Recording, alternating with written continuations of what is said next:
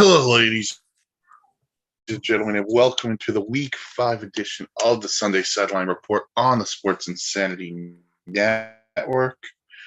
I am Mike Griffin, joined by Mark Olofsky Halpern and Lawrence Patchman. Like, gentlemen, welcome to Week 5. Going to be better than Week 4. Hopefully, Packers are winning right now because they're playing against the Giants. So across the pond over in London, 10-3 right now. So it's a good start to the day right now for me. Well, it is big day of football, big day of baseball later as well. But let's get this started with talking about the game of the year. No. Thursday night football. Game of the century, the millennium. You know what? It was the game of the century, Patch. The Colts went into Denver, beat the Broncos 12-9 in a good old-fashioned slugfest. Matt Ryan, 251 yards and 2 interceptions. Russell Wilson, who we will dive into in a couple of minutes, 274 yards and 2 interceptions as well. Guys, this was a fun one.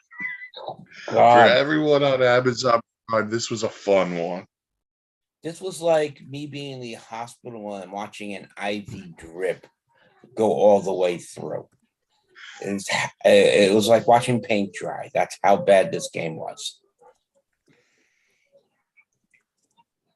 One of the most talked about teams, Denver, has acted, and the immortal words of Rick Zolder, like caca. We're going to use caca here. Patchy.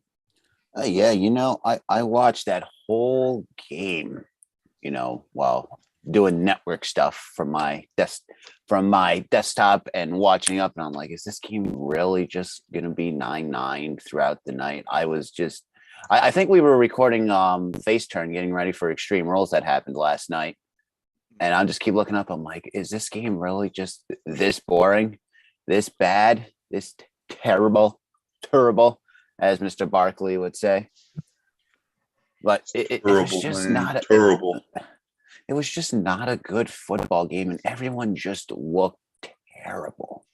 Like no one, it was like everyone pulled a Murray and didn't watch any film and just played video games. No offense to Kyler Murray out there, but you should study film, kid. Kyler Murray. I can. It's my network. I can do what I want within reason. It's my money. It's my money, and I can do what I want with it. We were hoping to see the breakout of Russell Wilson during this game, and it was really just a breakdown. Again, another 2 interceptions, and he had a QBR of 15. Play at the end, he had KJ Hamler wide open. Yeah, but in his old ass, he couldn't see him. I understand, going for it, but kick the field goal to tie the game, and at least, if anything, you guys end in a tie. Like, I understand, ballsy gut calling, but you're not Brian Dable going for it. It was like, kick the field goal, tie the game, be safe. Because you stop them on, 4 plays, you get the ball right back in overtime, and you have the potential to run the clock down to nothing, kick another game-winning field goal. Not to put salt in an open wound here, but we've been talking how great Denver was going to be before the season, and they're 2-3, and Russell Wilson hasn't thrown more than 5 touchdowns yet. That is a big factor right there, and we thought with the young receivers this was going to be a cakewalk. And we need to start a petition that just says stop putting Denver on prime time. Stop. No. They're going to be on Monday night next week against the Chargers. We could say it's Russell Wilson. We can say it's this. It's just the combination of Russell Wilson and Nathaniel Hackett is not good, No. has not worked. Nathaniel Hackett's play calling, ugh. This team is dreadful to watch. The defense is fine. And by the way, we're spending all this time on Denver. The Colts didn't look much better. I mean, oh, I had picked the Colts for this game in the beginning, but I thought this was going to be the breakout game the way the Broncos have been playing. I thought this was going to be Ryan's breakout game. He couldn't even break in to anything. he was bad again. They didn't even have Jonathan Taylor, and they still found a way to win. Well, but as mentioned, next week the Broncos will play the Chargers on Monday night. The Colts will host the Jaguars. Maybe they'll score this in that matchup against the Jags, since the Jags shut them out in Jacksonville a couple of weeks ago. But there was news that came down yesterday on the aforementioned Russell Wilson. A lat issue. He went to LA to get a shot or something. He's been playing with a lat issue, Mark, I believe is what they called it. Yes. It can be one of the more painful muscles to, whether it's pulled, strained, or tore. I mean, it's a very powerful muscle on the side that really will help get his hips into moving the ball. And if the Denver organization all of a sudden wants to make this the excuse why he's not playing well, I don't accept it, because I don't know when the lat issue officially happened. We don't know what week, but this is not something that's going to go away and he's going to be perfect throughout the season now. It's going to take weeks to do. And they don't have weeks. This is a team that, like you said before, compete for a playoff spot. This team had the talent. I think a lot of people thought they would compete in the AFC West. They're 2-3, and I'm not 100% sure on who Ross's backup is anyway. Well, we know it's not Drew Lock. We do know it's not Drew Lock. We also know it's not Geno Smith. But I think you also bring up a great point, Mark, where it's when did the issue occur? Because this offense has been brutal to watch all year. Did this occur in training camp? Did this occur during the preseason? Is this a recent thing? That's the thing. Is that the reason why this offense has been putrid to watch? It's definitely got to be a huge chunk of it, but the Indianapolis Colts, I mean, their defense has been up and down all season. This was a game for Russell Wilson to do what Russell Wilson does and spread the ball around, and I think they would have been a lot better off. But a lot of passes to Cortland Sutton and Jerry Jeudy, mind you, 5 and 3 they caught respectively. They weren't even close.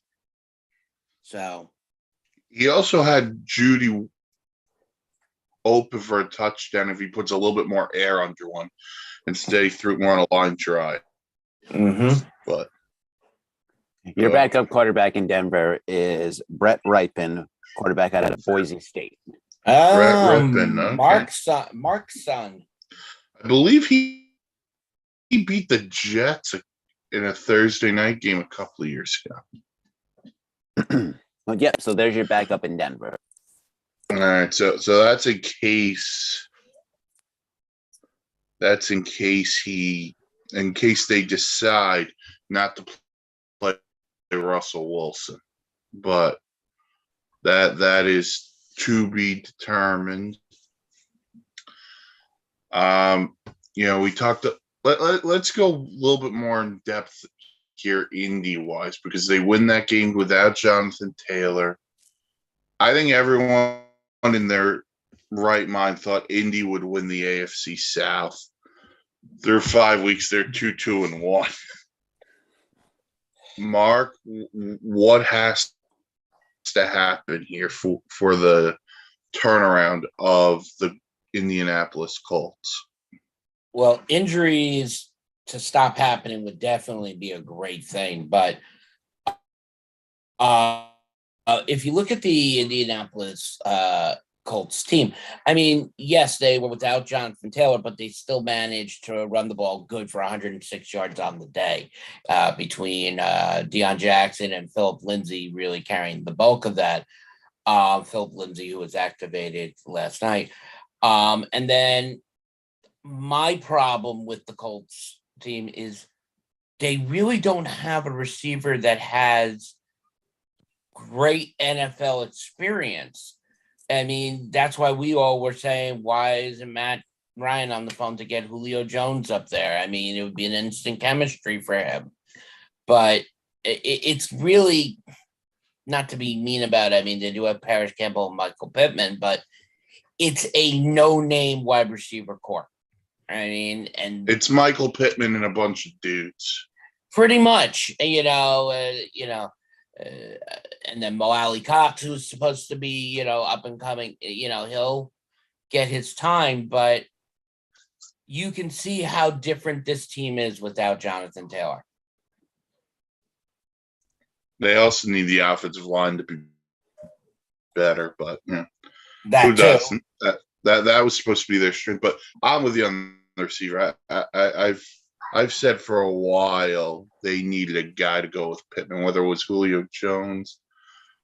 I mean, I'm not going to try to hurt Patch here, but if all it took was a couple of picks to go get Devontae Adams, why didn't you do that? You ain't hurt my feelings. He ain't doing jack. He ain't doing jack right now. No, well, I mean that's another issue for the Raiders, but I think in Indy he'd open things up a little bit more. But I mean, this was the offseason to go get a receiver: Devontae Adams, Tyreek Hill, Debo before he got his extension money. Yeah, so Odell Beckham's still out there. I don't think that's going to happen, but make the play, Indy. Not to interrupt you there, news on Odell Beckham Jr. as of last night. There are 3 teams that are in the running for him and have actual interest, 1 being the New York Giants, 2 being the Dallas Cowboys, and 3 being the New England Patriots. Those are the 3 teams who are said to have the greatest chance to sign him. Green Bay has a chance too. And I'm not counting the Bills out. But the right. Von Miller, I'm going by what ESPN said. That's all. Hey, maybe the Dolphins can get him. See, I don't think that's a fit, to be perfectly honest. Plus, they have enough weapons there. Why not add 1 more like Tampa Bay did? I don't know. Listen, I'm not going to complain if he wanted to come. I'm just there's not enough balls to go around. But New England doesn't make any sense because I'm sorry to the people of New England watching this. The Patriots aren't going anywhere this year. No. They're not the team they once were. And I can't see Belichick and Odell Beckham coexisting. Oh, Bailey Zappi can bring everybody together. I was about to say, we're zapped into a new-looking New England team today. We're zapped in. Someone go get the Bailey's Irish Cream or whatever it is.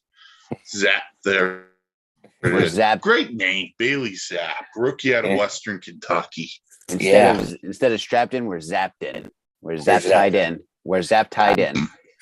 Zappy, I'm sorry. I know you're watching with us. You are going to be the pun of jokes for this week. It's already been decided, basically. Hey, good job, kid, against the Packers. I'll give you that. Hey, Zappy. You got to zap the Lions. Now let's zap on over to another game. And good try. Actually, we will. Yeah. We'll zap our way over to London That what's because we going on got the right now. Packers and the Giants over in London. We got a 10-3 Packers lead. About Packers. 8 minutes left in the second quarter. Packers are Alan driving, Lazard is the only touchdown on a 4-yard pass from Rodgers. What? and the Packers are driving. They're down to like the 2. We got first and goal at the 2-yard line. 2-1 at the goal line, it looks like. American hero Daniel Jones is playing for the Giants. I know that was a question mark all week. Rodgers so far is 13 of 17, 111 yards and a touchdown. Battle of 3-1 teams. They just scored. Yes. Lewis with the touchdown. Mercedes Lewis. Mercedes Lewis is still around. Yeah. His best years Driving came a in Mercedes. Jacksonville, obviously.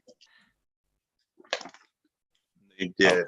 Packers beating up on the Giants right now, which is nice. Sorry, Bill, if you're listening out in Viva, Las Vegas. They're getting spanked like I said they would. I'm not. I can't take anything away from them because they're 3-1. But this feels like the first real test the Giants have had this year. I mean, with the Giants. Dallas is good, but they're better with Dak. Fair enough.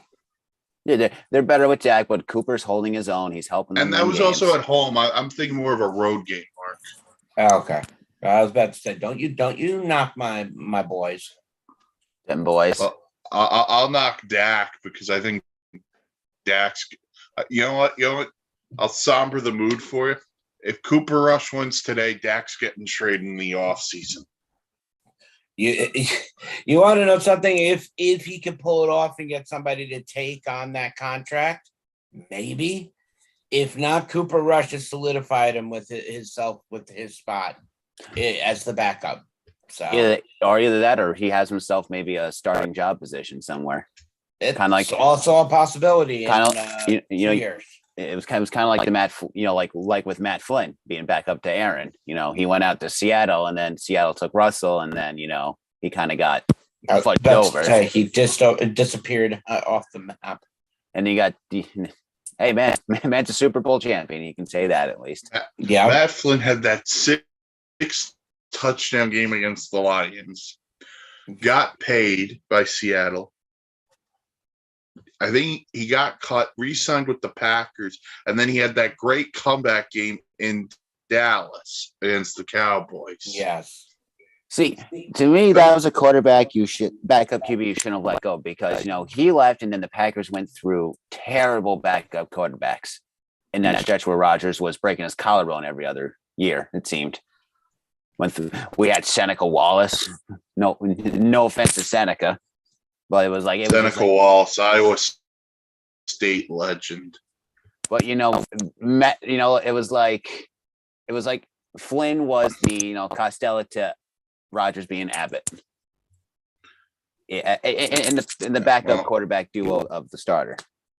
Yeah, the Packers are up 17-3 in London over the Giants. Is this the last of the London game? No, I think there's one more because I know there's no more London, but there's one game in Germany. I think. Yeah, they're playing one. Yeah, they're playing one. No, game it's in like Germany. the Bucks and the Seahawks. If I'm not mistaken. The NFL is already. I mean, this is not the first year that this has been going on. It's going on a few years, and the NFL had pretty much called it a success. And in the owners' meeting at the end of the year, the idea is going to be brought up of 2 London teams. So I was reading this on Pro Football Talk. Now I didn't read the whole thing yet, but there was talks of making its own. I don't know if it'd be like NFL Europe again, or creating like its own league in England, or like its own England division. But just move the Jags to London. They play there all the time. Keep them there. Oh, There Okay, it goes. something happened. Yeah, sorry. Marcus Barkley just broke off a 30-yard run. The Packers secondary. Gotta love it. Charles Barkley's long lost nephew Saquon. All right. From London, we come back to the States. In Buffalo today, we have a debut. Kenny Pickett will make his first career start against the Bills after coming in last week against the Jets and it not going so well. Through 3 picks. Let's start with this. Go ahead. Go ahead. No, I'm just saying. I was just gonna go with what are the expectations on them? Well, I'll take that and then I'll just lead into it very quickly. The 3 picks obviously are a sour note, but he was thrusted into the game. It was already all over the place, so I don't hold the 3 picks against him. However, in today's game, it doesn't get any easier for him making his official first start. The Buffalo Bills defense is very good, very fast. Expectations for Pickett, I would say fair enough would be about 20 for 29, 130 yards, but 2 picks to 1 touchdown.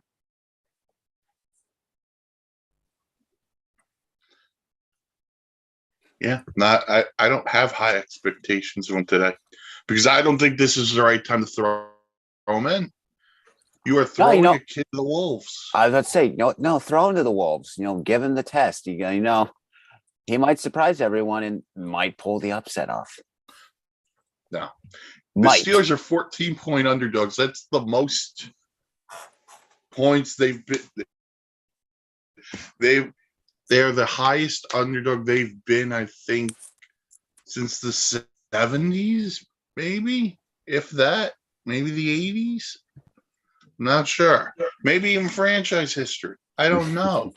This is not the stretch to put a Kenny Pickett in. If you were going to start him, you start him last week against the Jets, and then you move forward.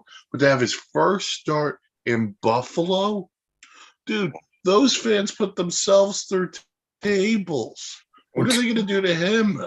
I think it's a big mistake to let him start today, but it was going to happen sooner or later. So, and we're going to also see the likes of Desmond Ridder soon in Atlanta, the way Mariota's been playing.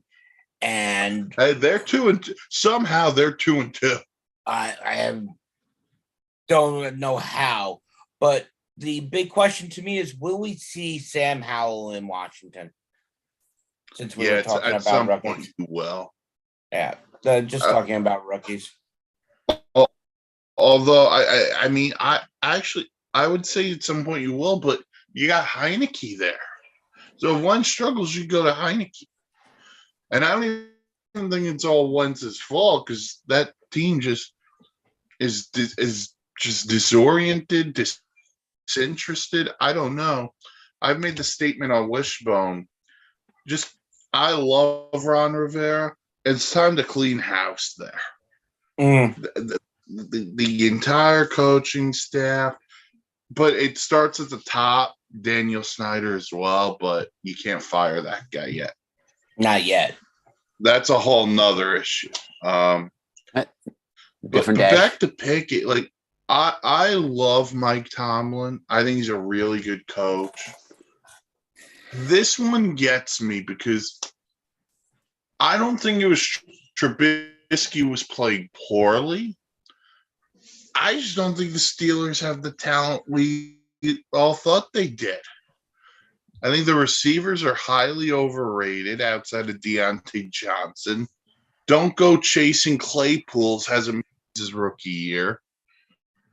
Freiermuth's okay. I don't even know who the third guy is, to be honest with you. I'm waiting for Najee to break loose. Yeah, with a rookie in his second year, Freiermuth is playing very well. Oh, I think he's okay. Still unproven. I just and the offensive line is awful. Yeah, and the defense blew a 10-point lead to the Jets in the fourth quarter.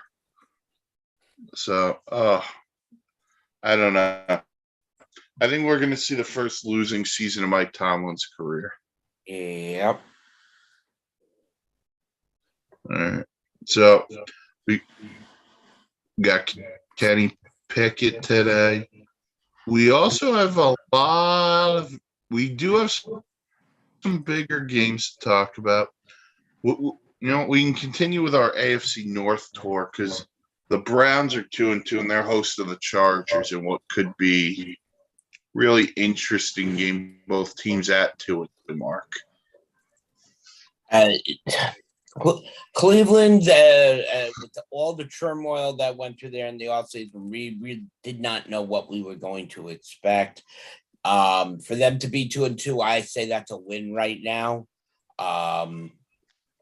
Nick Chubb is right behind Saquon Barkley for leading league in rushing with 459 yards and 5 touchdowns. And Amari, who not done in the NFL, Cooper, has put together, his first 2 games were sluggish, but put together back-to-back solid games right now. So he's starting to catch on there. And you can't ask much more of Jacoby Brissett. And he's playing very well, 830 yards, 4 TDs to 2 INTs. On the other side of the ball, you got Justin Herbert. Lightning in a bottle. Sunshine from Remember the Titans is there. No, that is Trevor Lawrence. Okay. Trevor Lawrence is Ronnie Sunshine Bass from Remember the Titans. Okay. I was trying to sneak that in a little bit. But Herbert with 1,250 yards, 9 touchdowns, 2 interceptions. And then Austin Eckler obviously is the heir apparent to what LaDainian Tomlinson was out there, doing it with both ways with the passing and the run game. And then Mike Williams is showing why he was paid the extension to stay, 258 yards and 2 touchdowns. This game is going to be a battle. I'm not predicting a very high score. I'm saying 21-17 Chargers. Again, no Keenan Allen for the Chargers. Still with a hamstring injury, Keenan. Not good. Myles Garrett, I believe, will play for Cleveland, though. After his one-person car accident last week. All right. To top off the AFC North, the other 2 teams are going to play each other. That's Sunday Night Football, where Chris Collinsworth will tell you he loves everybody on both teams. We got the Bengals and the Ravens. And if there was a team who really needed a win this week, it's the Baltimore Ravens. After blowing their game last week against the Bills, that's 2 17-point leads they've blown. The Ravens need a win here against a Bengal team that thoroughly dismantled them last year. Patchy, what do you think on that? What, today's game or what? Them from the Cincinnati Bengals. Bengals, Ravens. Oh, Cincinnati. Joe Burrow's just, on a tear. He's finally, he's getting over the jitters the first few weeks. Baltimore is in its own shambles at the moment. It's not looking good for them. Lamar's out to try to prove something, but if your team can't get the dub at the end of the day, what are the Baltimore Ravens? They blew it last week against the Bills. To me, it has to go to Cincy today. Joe Burrow and company is going to take care of business because the Ravens, I feel now, are just in a downward spiral that they're not going to get themselves out of. Quote the Raven never more. Mark, you got anything on this? you know, watching the up and down of Cincinnati, it's no reason for Cincinnati fans to panic. Not every Super Bowl second place team is going to come out and win the first 4 games. Joe Burrow is coming out Joe Burrow-ish, but something seems off. I mean, last year at this point, he had over 12 touchdowns. He's eight touchdowns to 4 INTs. It's a little uncharacteristic. So I'm wondering if that knee is bothering him at all. Joe, I run the ball. Mixon's having a good start to the year. And surprising or not, Jamar Chase isn't the leading receiver on Cincinnati. T. Higgins is.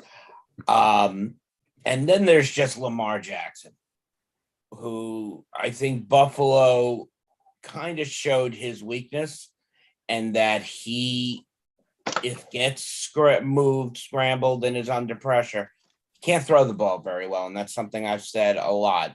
And he was only held to about 144 yards. So I think Buffalo did what they had to do to stop Baltimore, and Cincinnati should take a good look at that. Right. So something I want to hit on, because we talked about this a little bit on the Wishbone this week. Harbaugh's decision late in the fourth quarter to go for it instead of kicking the field goal and taking the lead. What did you make of that? Because I'm of the mindset that late in the game, just take the points and take the lead.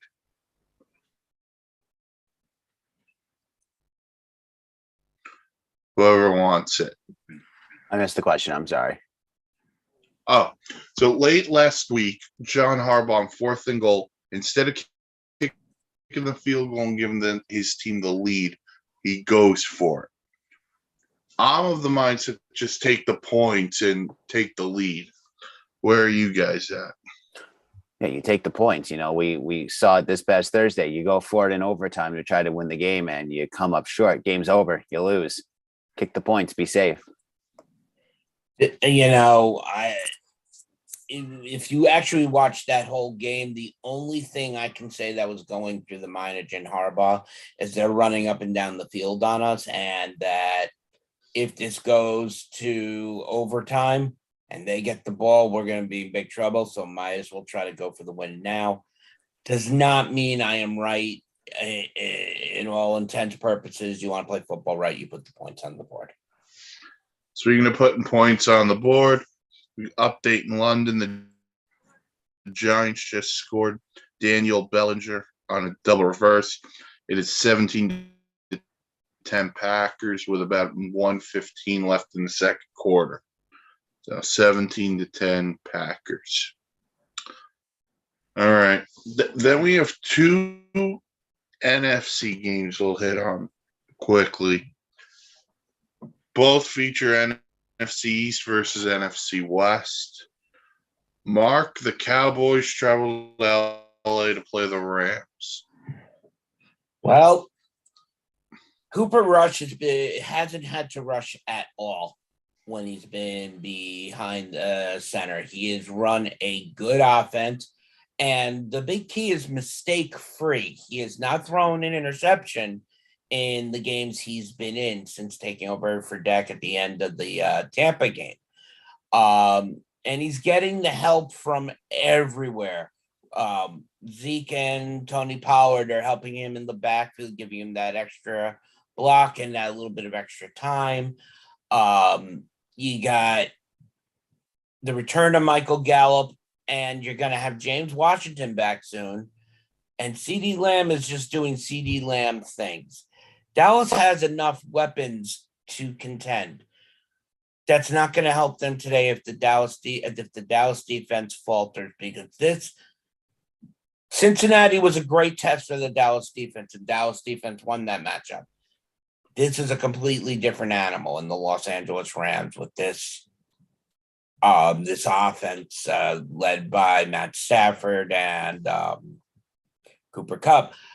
The question is, I know going into today was that Cam Akers and Darrell Henderson were both questionable for the game. I don't know if that has changed, but if Matt Stafford has to throw the ball 50, 60 times, this could be a win for Dallas. And my prediction goes down. Dallas squeaks it out 28-24.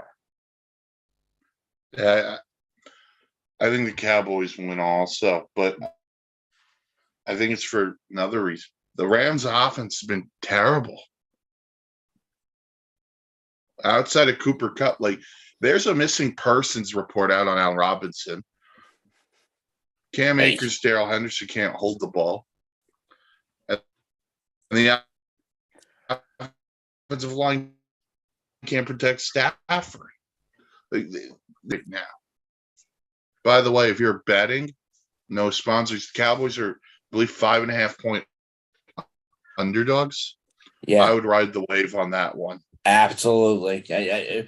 Mind you, all gambling formats, not a sponsor. And this is in my own opinion, but I agree with him. Yeah.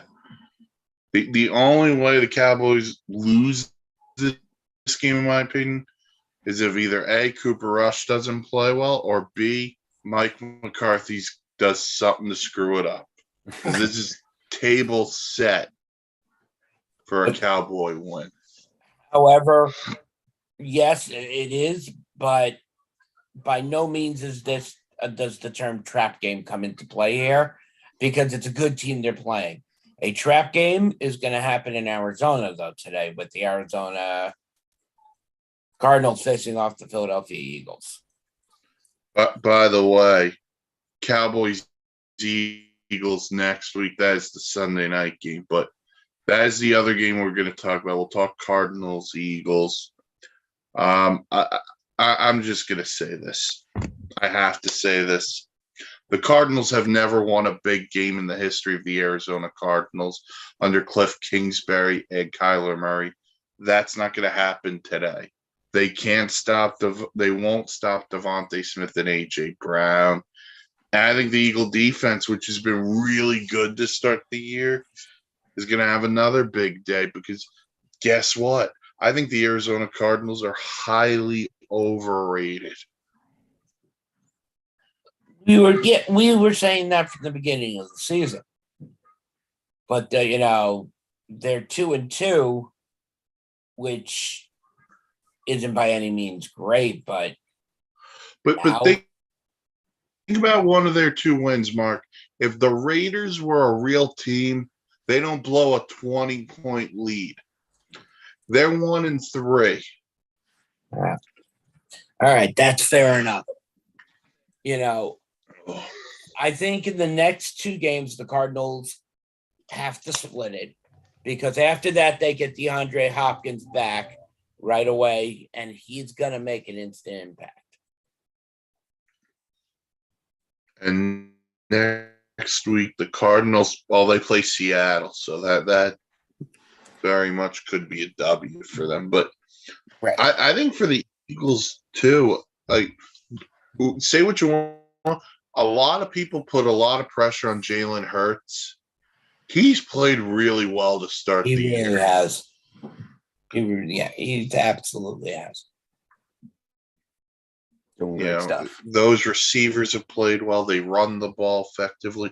They are a complete football team, the Philadelphia Eagles. They're kind of like what I want the Colts to be, except with a quarterback who could do some things.